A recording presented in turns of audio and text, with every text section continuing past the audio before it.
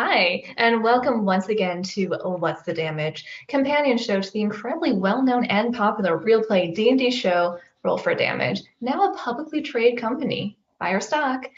Um, we had a relatively laid-back episode on Friday after their ordeal with the weird flying things that busted up Harry. They took advantage of a quiet night in order to get to know each other a little better, for varying degrees of sweet and awkward, depending on who was doing it.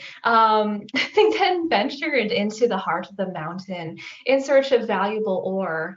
They found some evidence that others had come in before them and possibly cleared out the whole mine. Then they came across a very temptingly barricaded door. What terrors and treasures await them further inside the mine? We can only speculate, and we'll be starting that speculation right now on What's the Damage here again, just like every Tuesday. As always, stick around after this stream for links and resources. I'm your host, Truth Venson, and this is What's the Damage.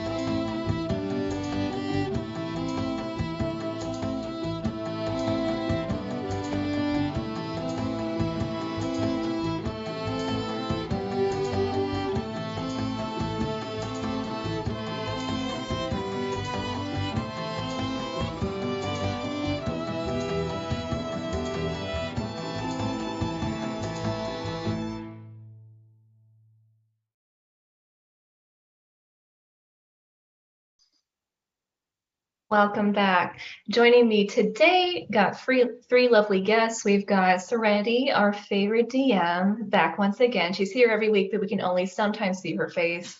Um, that's the secret of this show. Then we got Jay, who plays the wonderful Campion, everyone's favorite little artificer.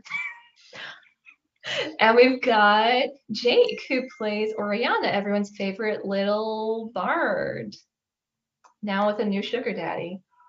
Oh, okay, come on now. Sorry, sugar grandpa. Anyway, hi guys.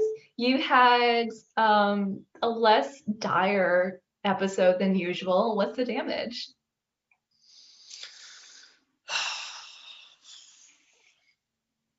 Well, who's going first?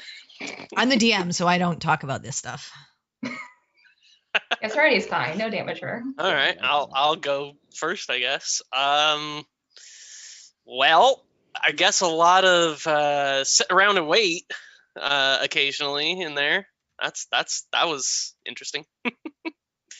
Making decisions and then just kind of not going through. Hey,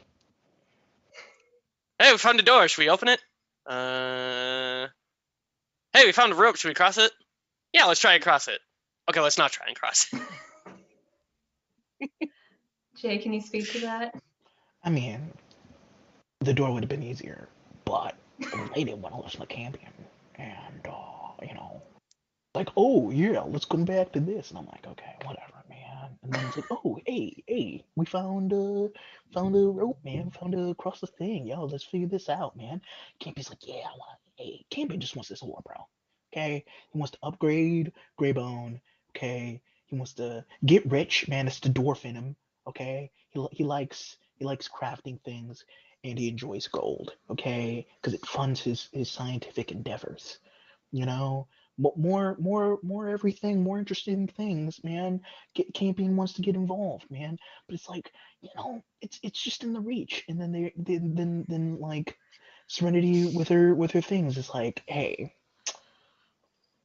science. I mean, okay, you first of Jay- all Jay. Jay plays a scientist, Maths. and then he's like, Gotta- and then he just wants to subvert everything science.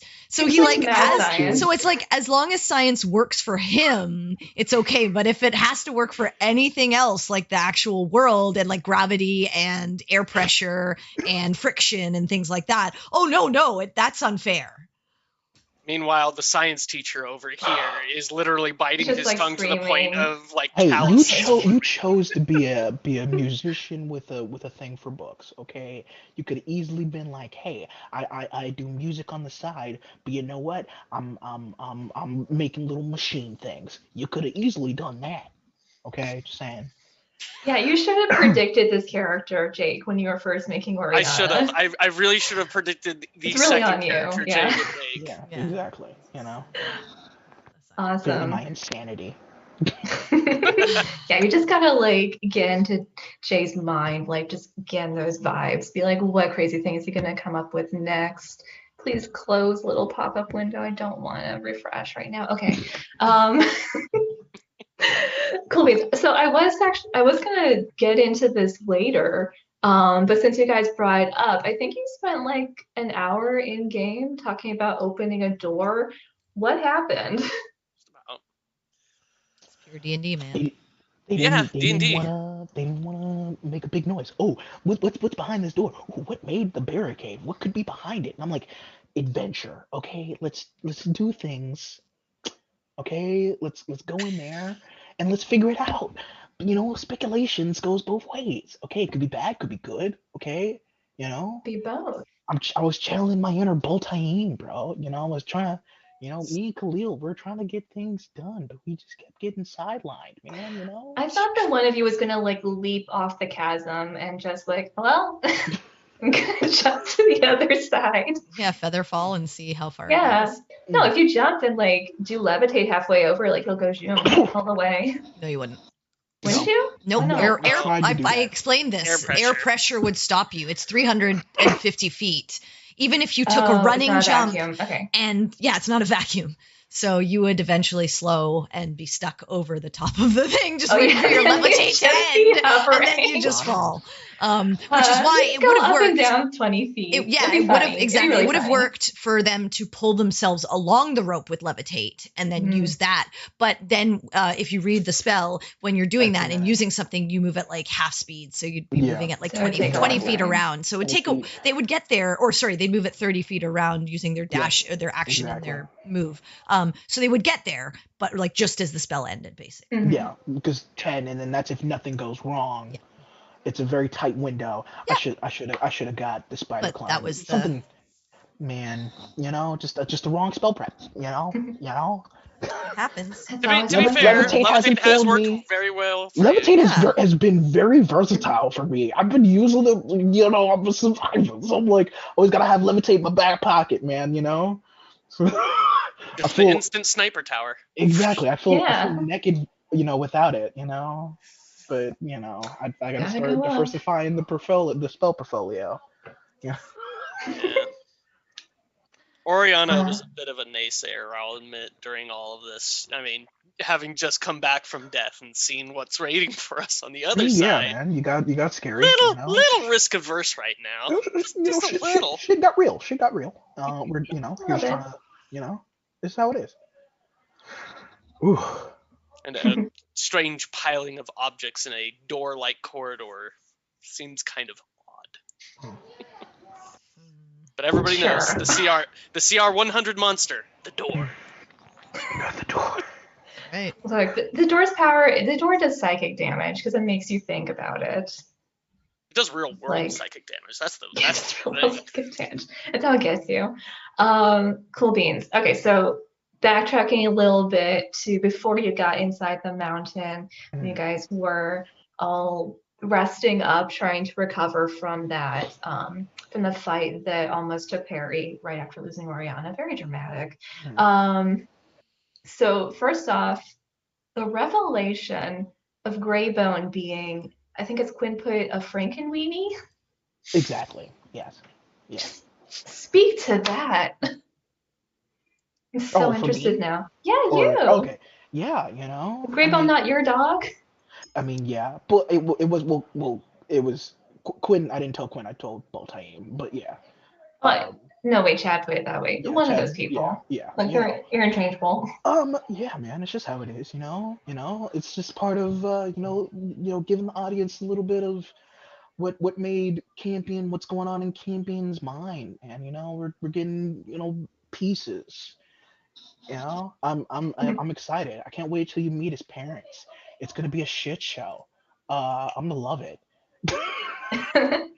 Awesome. Yeah. I'm sure Serenity has something planned for that. Maybe. Maybe she does. Yeah, Maybe. Depends. They're The real question is- they're in a much different area of the Exactly. world that Jay Yeah. put them, so it's dependent on where this group travels and stuff like that. Yeah. They're in True. Fantasy Florida right now. Yeah, they're in Wynon, so Yeah. It's- I'm legitimately curious whose family we're going to meet first, honestly. Mm. I have a strong suspicion I Probably know who it Oriana's. is. It's Yeah, probably Oriana's, just Yeah. because I mean, that's we the first already name. saw Quinn's family. you Yeah, we saw didn't. his sister. We saw his sister. Oh, his sister. That's right. Yeah. Yeah, Yeah. but not his mom. Right? Well, Yeah, not she's his whole His- family. yeah, Yeah, she's in hell. they're all dead. Isn't They're all She's dead. dead, getting chewed on by. They're all dead. Their Chad, get souls over are it. Yeah. Went asunder. a bit stuck Yeah. right now. Yeah. I mean, but nonetheless, that cherry's already pretty much popped. But yeah, the next one is, I'm pretty sure, is Oriana. So yeah. Something I to mean, look forward we are going to Depends a on where you guys go. Room. We'll just skirt around River End. No, we want to meet Moria's mom. She seems cool. Yeah, so I think Campion was very cute at the beginning of this episode. We got a lot of really cute Campion moments, especially with like his little book of friendship theories. Is that really like Campion's dream to be famous and have friends? That's really sweet. Well, I mean, Campion's dream is to overall, you know everything and probably not die a Mhm. very painful death. But yeah, no. One of the pillars of him, kind of one of the driving forces of him wanting to know knowledge is to kind of put it out there, so then people would be like, oh, hey, this Campion guy seems like a really cool dude. I want to be his friend. Let's figure this guy out, man. I'm reading this book. He's very knowledgeable. I want to know this guy. And that's just his logic is, being the best in something is always going to kind of draw people to you. He kind of really kind of saw it when he was traveling with his father, when he was doing his business, and saw that, kind of those interactions is what you kind of strive for, since, like, he was a sickly kid, and I imagine, like, you're a sick kid, you don't really have opportunities to play with other kids your age, because you're kind of like the weak link. And you're like, oh, I don't want to play with the sick kid. He's gonna not be able to kick the ball right. And With pick this last in hobbly- fancy dodgeball. Exactly, with this hobbly leg. He can't do all the cool Hobbly things. leg. Yeah, exactly. Baby Campion. With his hobbly leg. Exactly. Adorable. So what is it like, Campion, then to have like human companionship now currently? Is it weird? Especially Yeah. since like several people have sort of sat Campion down and been like, hey, we're friends. Yeah, Just, you're aware this is friendship happening. Yeah, it's cool. It's something new, man. Because usually, he's only really had his parents and, like, Mhm. Greybone, and he talking to himself a lot. Now he talks to people, which is very different, because now he has other voices inputting onto his thought structure. Usually it just, be him, internal back and forth, and be like, okay, cool, yeah, that's gonna function, especially how Campion, like with the decisions he wanted to make, and then now Mhm. having people being like, I don't think we should do that. And Campion's like, oh, this isn't fun, this is how friends are. I'm like, oh god, man, I thought adventure was cool, what's going on with this? But An yeah, opportunity for peer review for Campion. exactly. It's always it's a learning curve, especially for him. So yeah. Awesome. Okay, so Oriana. Well, do we have to? Ori, you voluntarily came on this show today. I was like in the Discord, I was like, who's available? And you were like, it's me. I'm always available. Always happy to be on the show. Friend of the show, Jake. Awesome. So first off, stuff with the water. How does Oriana feel knowing that Quinn used that water to bring her back when it was very different last time this was an option? Yeah, it's a whole bag of emotions for her. She had a feeling that the water would have saved Dobby. So at the same time, it's a little bit of a frustration that we could have saved him. Survivor's It was guilt. possible. But it's also, if we had used it on him, would I have been able to have been revived at all? But would you have died? Or would I have even Everything died? would have been Or different, would yeah. Dobby have gotten eaten by another worm? So it's a whole bag of emotions just on that fact, just the fact that it worked. And then the fact that Quinn used it for her. Even though she knows that, he's kind of dual natured at the moment, in a way, for lack of a better term. It means a lot to her that he values her enough to use something that precious.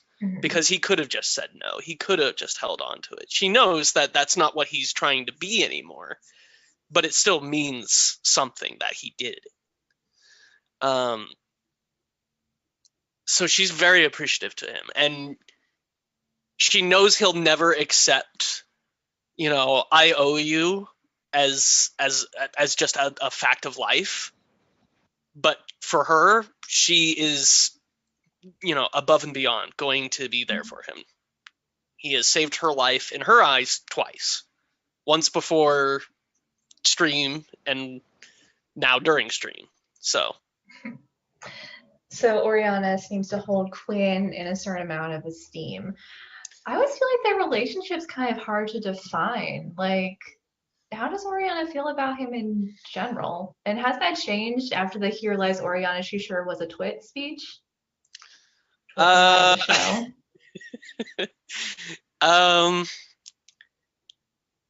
think when they first met, she may have felt a little more attracted to him. But as she's kind of gotten to know him, and as they've kind of just picked at each other like a brother and sister almost, that's kind of what she sees it as.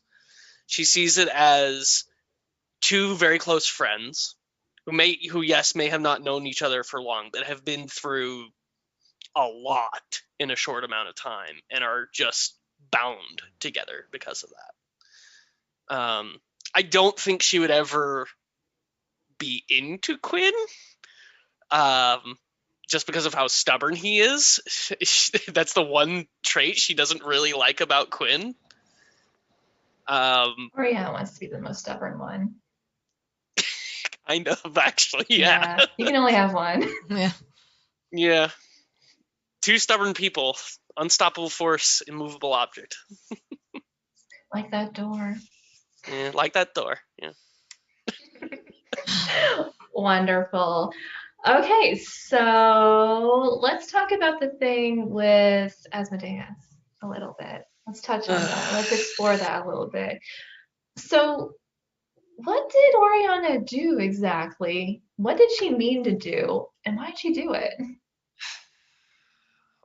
Well, I guess it all goes back to her last words. She legitimately meant that if Asmodeus in some way contributed to saving her, she would be willing to follow his path wherever it leads, and to the best of her ability would try and accomplish what Lex had said she had seen before, the redemption of a god. Not necessarily that she knows that there is a redemption possible, but she wants to be true to her word while simultaneously still meeting her original life goal, which is to create a story worthy of the greatest libraries, worthy of being told. So for her, when, the inky blackness is all around her and it's all she can see and he's there, first thing Oriana, of course, always does, ask a ton of questions. And when it felt like things were not going to end well for her, and he said he would help her, she took his hand, reached out for him. Was this like an any port in a storm type of thing, or was it pure desperation or curiosity partially, or what was it? It doesn't feel like it was any port in a storm. It definitely felt more like a curiosity, like a why are you showing interest in me? Like, this is weird to her. Two gods have now talked to her directly, at least she thinks to. I don't know, maybe Serenity's been playing the long game and it's been him all along.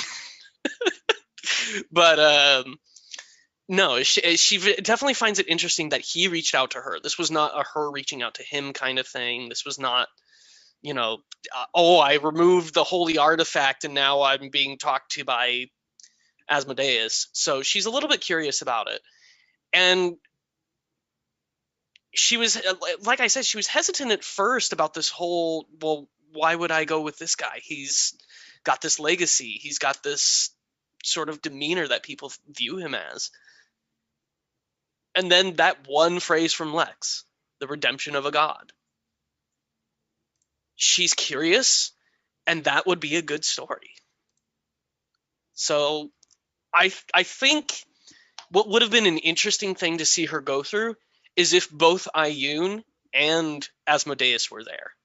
And I'm not entirely sure Ioun necessarily wasn't there, but Oriana also didn't call out to her, and I think that says a lot about Oriana's decision. Well, hadn't Ioun been rather silent recently towards Oriana? Yes, but that was... Oriana saw it as a test, because Ioun specifically, it mentioned that I don't give you direction. You walk your own path. You follow my path if you choose, but it is your choice to make.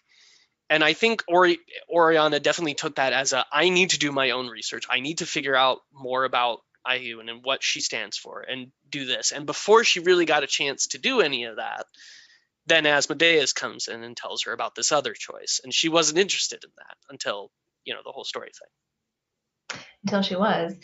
That's how it works. Was Oriana raised religious? Because she does seem to put a lot of value in what god she follows and how. I never intended for her to have a very religious upbringing. In my head, her mom and her dad are not overly religious, but maybe Serenity's going to do something interesting with that. But it was never like a cornerstone of her education. It was just something she kind of read about, So one day in the library, she reads that Ioun is associated with knowledge and librarians, and she loves books. She loves stories. She wants to make her own story. Hey, there's a god of books, essentially. So it's less of a mechanical, or not mechanical. It's less of she understands the mechanics of religion and is more of like a celebrity, I guess, in a way to her. That's fun. Cool. Serenity. So something I'm curious about, are all the characters gonna get their own god plots? Because like everything we find out about the Pantheon you've adapted for your campaign like makes it seem like there's this huge like story there that's very complicated and it has lots of different moving parts. Are they all connected to it? If you can tell us that. I mean, not necessarily. It's really based on player. It's all based on player choices and action. There was an initial, like when the initial group went to like Avonhurst, there was always meant to be that initial interaction and this idea of like the duality of the inherent duality of everyone's nature no one is inherently good or evil. At certain points in your life, you may lean in one direction or another, or have to make choices that push you in one direction or another. And that's kind of a theme that I like to play with in sort of the stories that I tell, because I hate the idea of just like pure black and white. Like there's no one's ever purely black or white. And so I wanted that to be a part of it. But after that, it was more based on player choice and where they went and everything like that. So what you see with Quinn is happening because he decided to play, like Chad decided to play this cleric who's clueless about everything. And he's literally played that and made that excuse his entire journey. Well, I was given this and like, I don't know anything about it, and has made no efforts to learn. And so at one point he's just rushed ahead to everything. And then, there was always this duality of you're being watched. You don't have this power is yours for a reason. And it can be taken away. And so that was played because I saw the way that he was playing the character, and it was just, I'm just going to steamroll. And I was like, okay, you can do that, but know that there are consequences for making that choice. And do you want to live with those? Are you okay with those? And Oriana is very similarly, she's constantly been reaching out to Ayun. Even the way like Jake admitted it here was she very, very much fangirls Ayun. And it's Yes. Ayun's not there. That's not her that's not her, like the whole reason she came to Oriana and said, you have to make the right decisions. You can't run from things.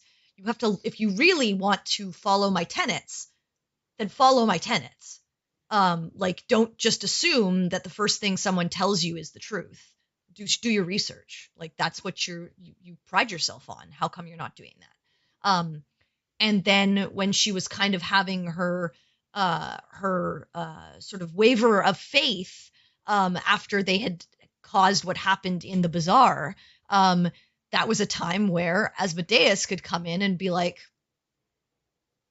you're kind of already walking a different path than that. You've always been doing it. You're welcome to continue, and I can show you the way, and I can make you stronger, and I can make you go in that direction. And her constantly calling out and being like, someone help me, was him being like, okay, like, let's see where you go. But then at the same token, she writes, oh, well, tell me what I need to do. And both of their answers have been, you need to walk the path. You can't ask for someone to give you all the answers that you want. Like, we're not here to just hold your hand and babysit you through life. You were given free will and choice for a reason. Show us what choices you make, and then we'll step in to help guide you along the direction you choose. And so that's why those two characters have had so much sort of interaction. But there may be with other characters potentially, and dependent on where the group goes and what they do. There is sort of like, there is going to be probably interactions with many different powerful entities, whether they are tied to a specific player or character, or whether they are just part of the overarching entire campaign. That's up to the group and how they sort of tell their story and how they weave their story into the one that I'm creating with this world. Exciting. Okay, awesome. Moving on past all the talking to a bit of More action. talking? So, yeah, more talking. So caves and fungus and caves. How were you guys feeling kind of as you were initially venturing into the mountain? Confident, wary, tired from all the stuff that happened coming up the mountain? Well, I feel since, 50% of the party was in Serenity's other game. Well, more than 50%. The party was in Serenity's other game. They were very, what's the word? Butt clenched. Yeah, I like that one. They didn't want to do anything. man, they were scared, man, and I was me and Botany were like, huh, and then Cedric was like, you know, you know, you know, he was kind of like the old uncle you kind of bring along because you need a chaperone. And he's like, do whatever, man. I'm just Yeah, he's and getting then drunk in the background. exactly, he's just drinking on his secret flask, just Just chilling. let me know what we're doing. Yeah, and then the rest of us were just like, hey, let's do this, and then we're like, should we? And it's like, yo, man, and I mean, how it is, we kind of, the party, we're trying to streamline it and move quicker with the whole voting thing, because yeah, we need to start doing that a lot more, because we're spending like a whole like hour, almost 2 hours on this. Do it. It's great for me. I can just sit there and like listen and not Yeah, have to Serene think. like gets out her Just Switch. watch Is the like, dumpster I fire. love it. So warm. Stealing Oh the my juices. God. Yes, my little beans. What I dance. what I honestly love is at one point we did just do the vote. And Oriana was really the only dissenting vote. Mhm. And you guys went through with the plan, and as soon as it reached any sort of friction, half of the group was just like, no, hold up, backpedal. I changed my vote. Yeah. So for context for the viewers, in Serenity's other game that we all played in, we got stuck in a cave for 2 weeks in game. Yeah, they went into the Underdark, and it's very winding. And that one, Real okay, winding. so let me give you some insight into that one. That one, I had planned out an entire map of this place, and I had everything plotted out. And the party literally went every wrong direction before going the right one. So they hit. Love it. I think out of like the 13 or 14 things I had planned in the Underdark, they missed one, literally one of those 14 things. Everything else they went through, and some of them got them to like items that were like hidden and stuff like that. But a lot of them were just like interesting encounters or like traps which they could potentially get out of, but sometimes not, or whatnot. But yeah, they went in every wrong direction. This one, I literally had nothing planned. And so I was making it up as we were going. And I was like, well, I want this to be sort of interesting. So I'm not going to have like it be as harrowing as it was going into the Underdark. But I don't want them to just pick a direction and it automatically be the right one. And they get to the end and then they find the ore and all is good. And then out they go. I was like, no, let's have, these mountains are big. There's things living in them. There's like lots of creatures, not just giants and whatever. There's probably other things. So what would it be like down here, and what would be around, and what would be left behind? And so I started making it up on the fly. And so the things that they ran into were just me like literally thinking on the spot. And I was like, oh yeah, I want to have this here. So I know exactly what's behind those things. And now I've actually had time to further my notes and make a little bit of extra stuff for fun.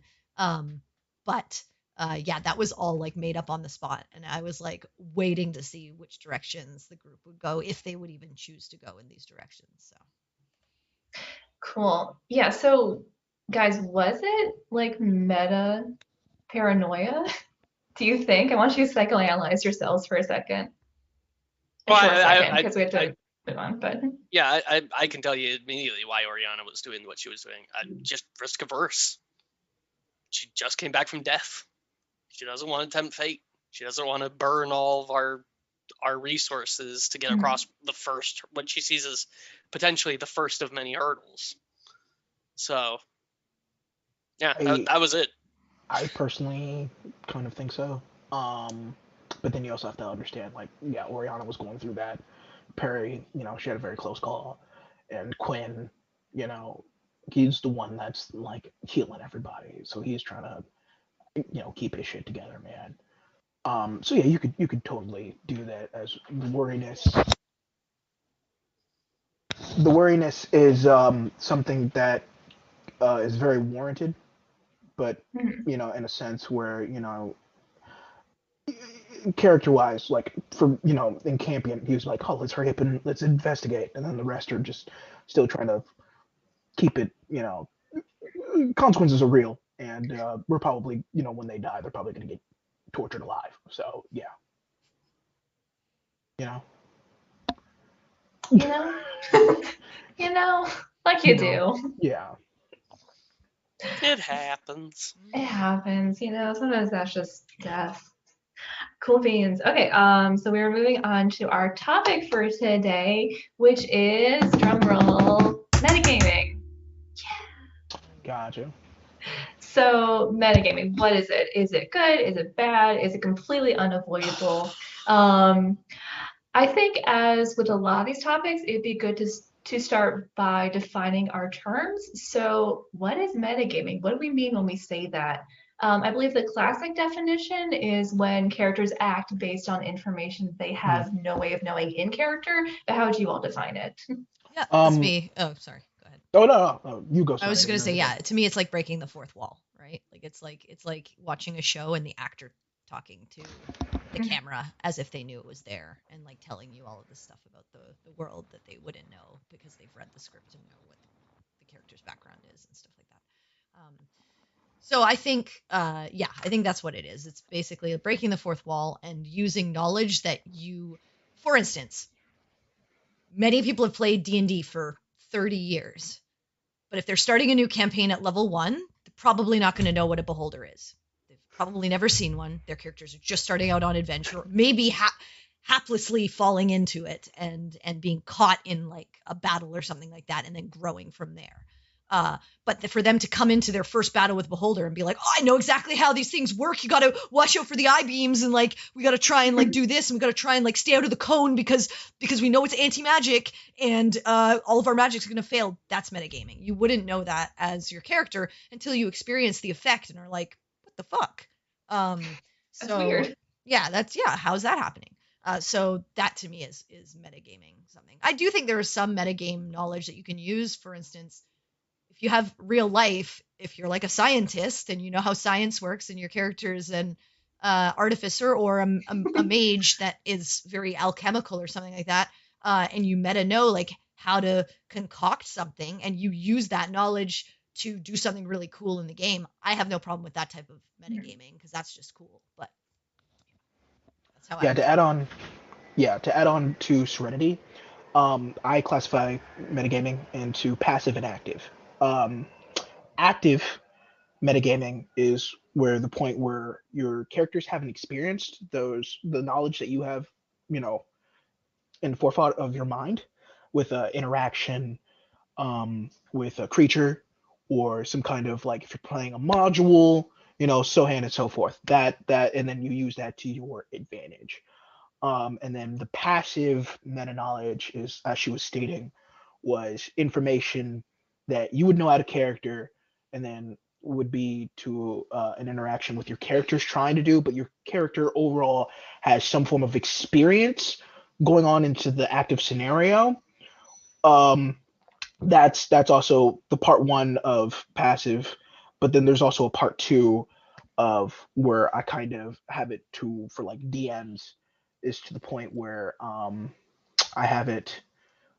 Wait, I almost forgot. Yeah, I have it to where like with like especially with players too, is the kind of with interactions between kind of players, and so where like there's conflict with the characters, and so player wise you don't have the conflict with the player, but character wise, um you know I always kind of have it where like, yeah, you need to have conflict. It's just your characters are people, but understand like you don't have that kind of forethought in your mind where it's still a game, so you still kind of have to have kind of things, kind of mulligan certain things to kind of keep the game from going off the rails, if you Would you understand what I mean. call that like? Would you call that a sort of game maintenance type of metagaming? So that's Yeah, still meta. Yeah. yeah, I still have it like where it's still kind of overall it's within the whole passive my whole passive definition. It's because I kind of have it under an umbrella where it's something where it doesn't overall, I believe it doesn't overall break the game. It keeps, you know you actively know it's still a game, so you kind of take the steps to keep it going, if you understand. I think I'm losing people. No, I get get it. you. I get you. I get it. Okay, cool. For me, metagaming is like cholesterol. There's good metagaming and there's bad metagaming, just like there's good cholesterol and bad cholesterol. Bad metagaming is like what we're talking about. Using knowledge outside of your character's knowledge to benefit your character. I know how to fight a beholder at level 1. Or, I know that the trolls are weak to fire and things like that. That's bad metagaming. Good metagaming is things like we actually do it a bit here. We talk in a private chat. We discuss like what spells everybody has prepped, and then in character we will mention things like, "Well, I've got this kind of magic prepared, or this kind of magic prepared," which by definition is taking information our characters wouldn't know, but we give a reason for it because it helps our characters better plan and coordinate and strategize in combat. Like when you think about, or at least when I think about D&D, you're talking about characters who have known each other and lived with each other theoretically for months at a time. They would know how to fight with each other, how to fight alongside each other, not with each other, but, alongside each other, and how to strategize. And, I know that so-and-so has a spell that heals me, so I need to be within a certain feat. So a person calling out, well, hey, you're about to move out of my range of my, paladin aura or something. That's a good, healthy reminder of things that our characters would know, but we as players might forget.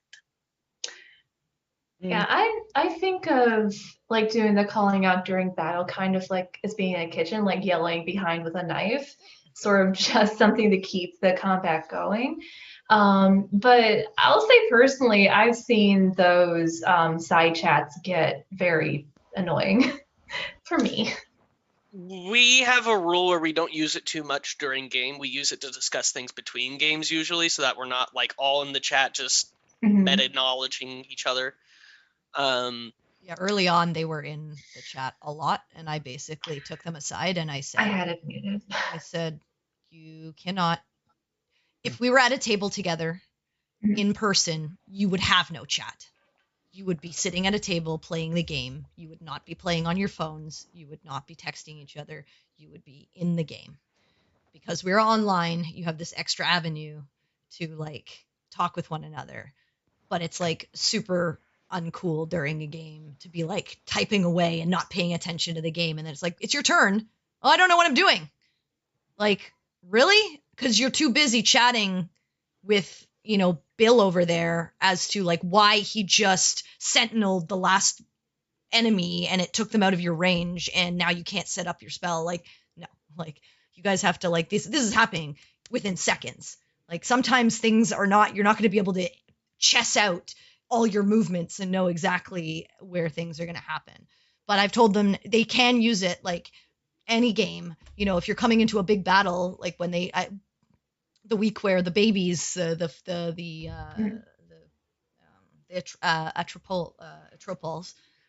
were there. I was like, you guys should chat about this because this is going to be a hard one. So like figure out what you want to do and how you're going to handle this situation before you come into the game. And then once you come in, it plays out how it plays out. So I don't have a problem with that. But yeah, in game, because at a table, when you're in person, you wouldn't have the opportunity to do that, right? Mm-hmm. Were you gonna say something? Well, I mean, you have like games sometimes where during combat you'll have people do like little side conversations that are like just a couple of seconds back and forth of I've got this spell prepared. I can heal the guy who just went down. Okay, I'm not in range, so that's good. Well, But that's you should different. That's different. out loud, though. That's different from what our group chat is, because the group chat can be more of a distraction, whereas you can whisper to the guy next to you, "Oh, dude, I'm out of range, or I'm out of spells. Can you heal him?" Yeah, no, it's my inclination to do that stuff out loud at the table, not to interrupt. Yeah. Sorry. Yeah. No, and then Serenity's cool with that too. It's like understand it's quick conversations. We can do that via video chat because we did that with the fucking fuck, I forgot what the fuck creature's name is. Human face, weird chimeras. Boom. Oh, the manticores? Manticores. Oh my god, I'm such an idiot. Yeah, but we did that quick with the manticores, especially with Perry was getting flown off and shit, yeah, quick, concise, be like, hey, I have my bonus, stay within my 30 feet thing, the quick reminders, she's fine with. Full on conversations, not, because combat's especially happening in like, quick seconds and shit. So yeah, And it already takes like 2 hours to get through a combat. So like Exactly. to then have to wait on someone for 5 minutes, it's just frustrating. So yeah, so she's comfortable with quick reminders and shit, in game while we're going with that. Yeah. Cool beans. Kind of on that point. So we all agree that there's like good med, there's bad med, there's med that you kind of need to keep the game going. But could you all like talk about a time that you as DMs or even as players have had trouble with metagame, like when it's kind of ruined the fun for you? Mm. Then we'll talk about some positive meta stuff. I really can't really think of anything off the top of my head. My thing is meta. I guess there's like meta like rule lawyer shit that I had in a game one time, where there was just this one dude constantly being like, hey, this is going on here. I mean, like, yeah, there's the reminders that you can, remind an individual, but understand an individual knows their own character. Don't tell an individual what type of spells they should use, or you could use the spell in this moment and kind of like assert it, instead of being like I guess like a friendly reminder.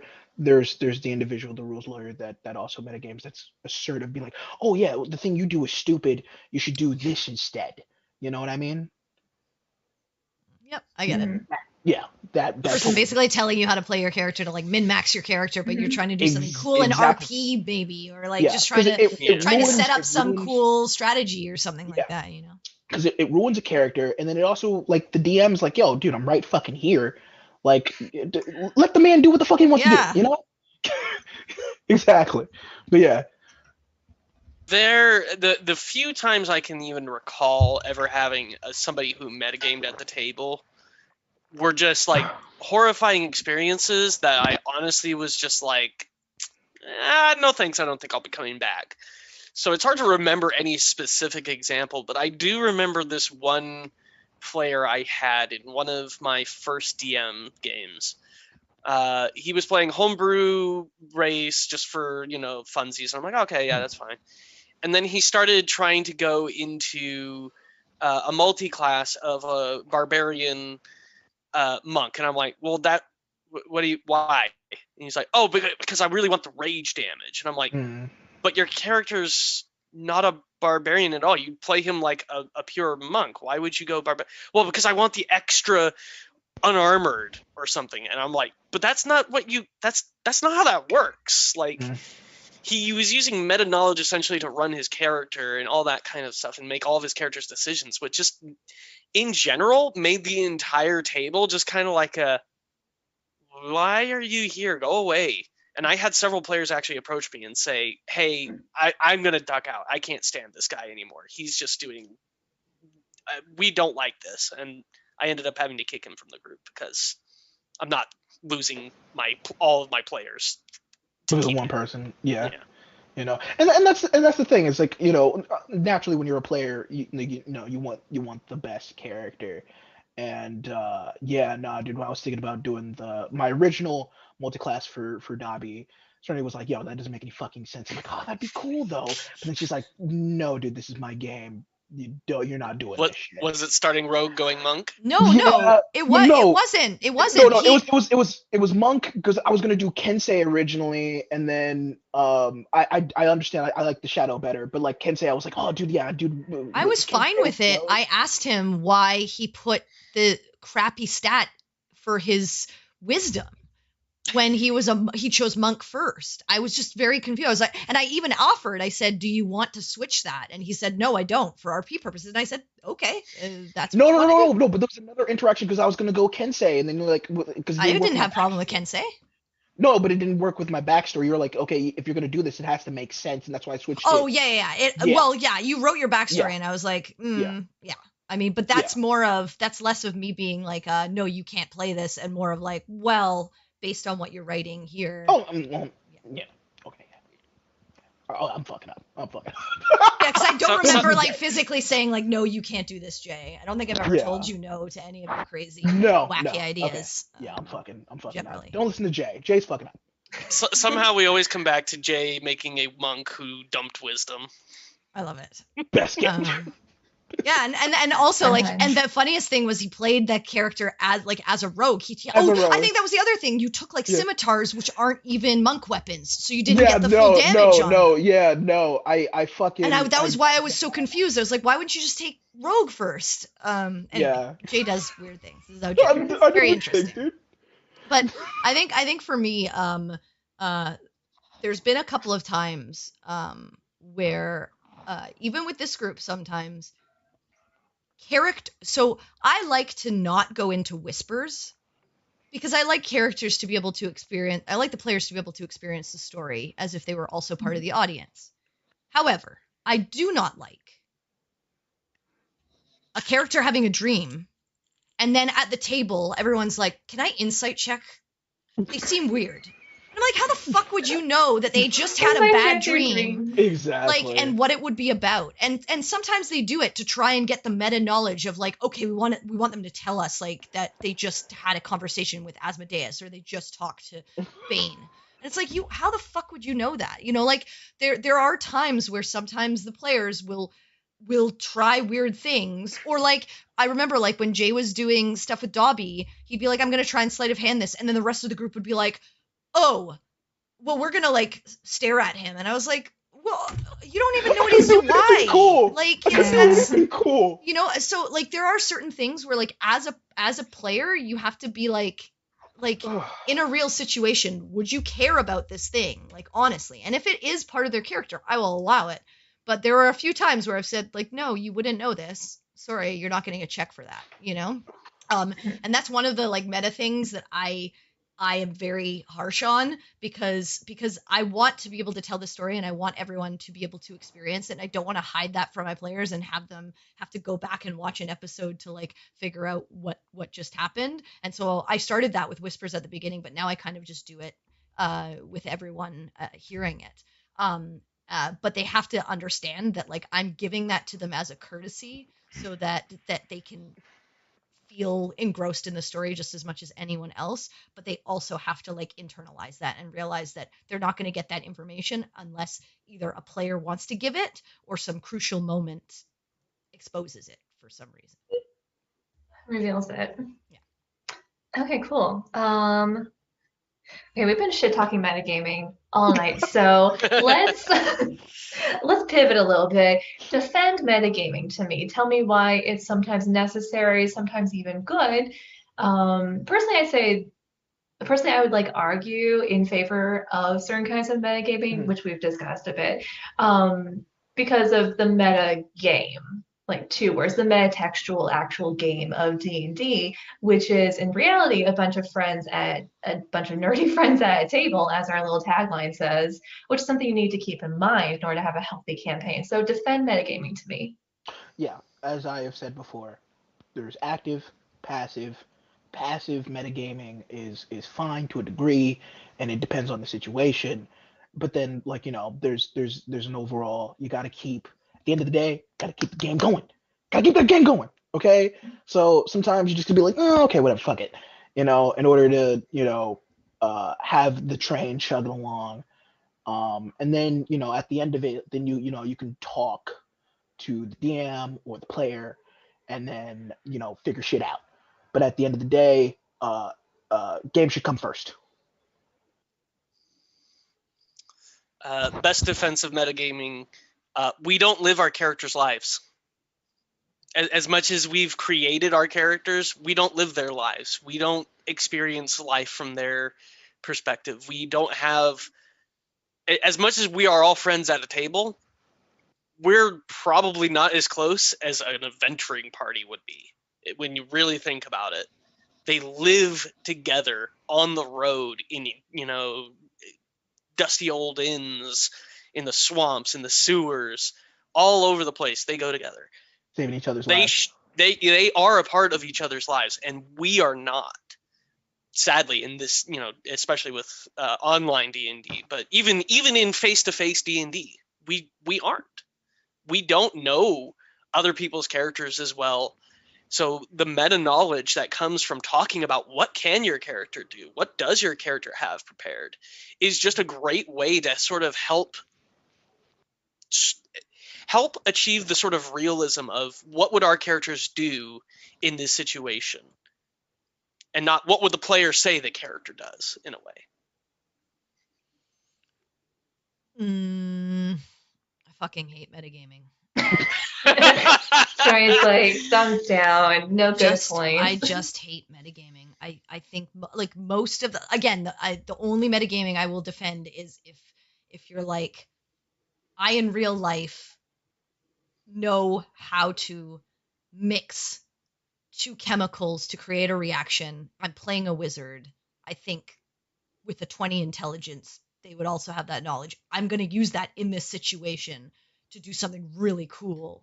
And I'm going to talk to the DM and be like, hey, can my character mix X and Y together to cause this to like explode and blind whatever the bad guy across the room, and so that we can like hide. To me, that's like 100%. I am totally okay with that. But other than that, everything that you want to learn about other people can be learned by having interactions in game. Just like in real life. If you want to know something about someone, ask them. Like, like you can't physically know what person across the room is or who they are or anything about their life if you just stare at them and are like, okay. Insight check. Yeah, I insight check to see if they're weird. Or if they're... I do a vibe check. Or if they're... Yeah, are they vibing? Roll for vibes. I don't know. But like you talk to a person, you interact with them, that's how you get to know them. And for me, like everything is story driven in my game. You're not going to learn something just by like not trying or just being like, well, like my favorite is sometimes like they'll roll and they'll be like, well, would I have the history of this? I was like, have you ever asked about it or even tried to learn it? Probably not. No, you're not even going to make, even if you have a +9 to your history roll, not going to make it. I want people to interact with one another. I want to see the character interactions like we had last game where people are talking to one another about their problems and becoming better friends. Yes, you've been traveling for months together, but a lot of it, you guys don't interact with one another. You go to bed, you get up for the next adventure, and in game, where the time has been going on, you haven't been you haven't talked. So would you know these things about one another? There are still parts of each character that are very closed off to other people and are only now starting to open up to one another. And I want that to be in game. But you can't be like, oh, well, we would know this about Sinric. Well, no, you wouldn't. Just because Tick tells you it doesn't mean you'd know it. You never talked to Sinric. How the fuck would you know anything about him? Like, so to me, I am so against metagaming because majority of stuff you can get to the meat of it by role playing, and that's what this game is about, is to role play. You embody your character and you learn that information by interacting with the world. Yeah. Neat. So who do you guys think is responsible for finding like the right balance of like in character and out character interactions and communication? Is it the DM? Is it the players? Is it both working together? Oh, it's probably everybody. the last one. Yeah. Yeah, it's everybody. Yeah, it's a group effort, dude. You could in a face-to-face campaign, you could totally metagame with your friends and the DM would never know. Like, you could just talk to each other outside of game time and say, oh, well, I'm going to do this in the next encounter. And, oh, I'm going to do this. And the DM would never know what's going on until they see you just totally dismantle their entire, combat or whatever. But it's also on the DM to be actively perceptive of what's going on. And if you see something that you don't want at the table, you need to tell your players, like, hey, don't do that, please. Yeah, I think it's a group effort. And I think it's part of the initial... Some tables allow that stuff. Like if they're playing a more comedic game and stuff like that. Like I've watched Mhm. some D&D like streams and some D&D games where like people are super cool about meta chat at the table and stuff like that. And like if that's the game you're playing and that's what everyone signed up for, sweet. Like that's awesome. You should be allowed. Like do what you want. Like whatever play style suits you and makes you happy and is enjoyed by the entire group, 100%. But I think that that's something that you talk about. Like that was something I talked about at the very, very beginning with all of these guys. I said, I don't allow this stuff. Turns are quick. Know what you're going to do. Things are happening fast. I'm not just going to sit here on stream and wait 3 hours for you to decide because one person moved differently than you were expecting and that wasn't what you initially agreed upon. Now you can't figure out your turn and you're just going to sit there for 10 minutes and flip through your spells to try and figure it out. Like I was very clear on what these guys, what I would check them on and what I would be okay with. And we all agreed on it as a group. I have nothing to add to that. Okay, cool. Which is good because we're just about at time. So, like all things, it seems like it's a matter of expectations and communication. That's Mhm. all that D&D is. Cool. And it's 7 p.m. over here, so that means our show is over. Thank you for watching once again on this lovely Tuesday evening. Tune in again next week for more of this. Tune in on Friday for more of that. That being Roll for Damage. Very exciting show. Tune in for more of this and more of that. And more of the stuff, you know, just it. The ethereal it. Yeah, stick around for links and resources. Thank you so much to Lady Bird and Lady Meows who did our theme music and logo. And have a great night. Ran out. Thanks, guys. See you later. Bye. Hi. Oh, go to our store.